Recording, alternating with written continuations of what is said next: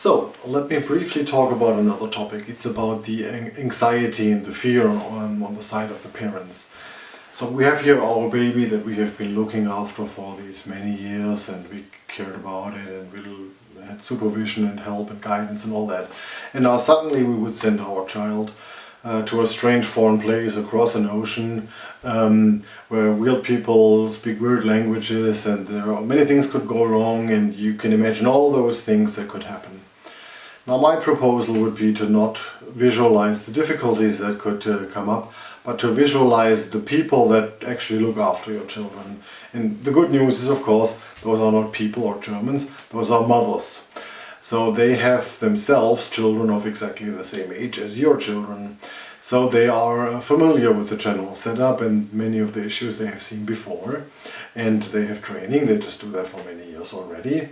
So they are not like a bunch of 19-year-old supervisors at a summer camp. No, they're really experienced mothers.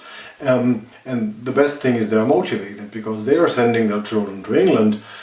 So they have a very strong motivation to do it right here, because they hope that you will do a similarly good job on the other end.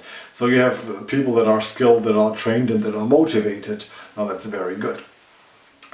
Now, if something happens, then you shouldn't only look at the mother that specifically looks after your child. You should look at the mothers collectively. And whatever happens collectively, they have likely seen it before. Whatever it is, so that they are mothers with different children, with different experiences or different maybe issues with the children. So one has diabetes, others have fears for something. So they've seen it. And what would happen if something unexpected happens up? They would phone up each other, and there is a pharmacist and a teacher and a project manager and a customs officer, so that they have a diverse set of experiences and connections. And likely what would happen, one of these mothers would pull open the top drawer in their kitchen and take out the magic telephone number that fixes the problem. And actually what also you should consider is that they are not in a foreign country. These mothers that look after your child, they are in their normal setup, so they can draw from all the resources that they always draw from to address whatever happens.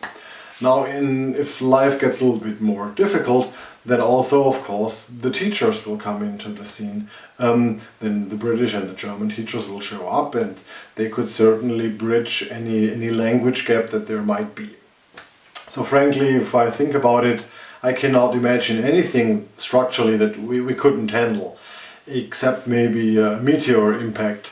So my proposal is help us to watch out for meteors and don't be too much concerned about all the rest. We can do it. And we can also use a phone or a Skype or a WhatsApp and simply contact you, and then we could figure out together what should happen next. Thank you very much, and I hope we'll run into each other in the context of a student exchange. Thank you.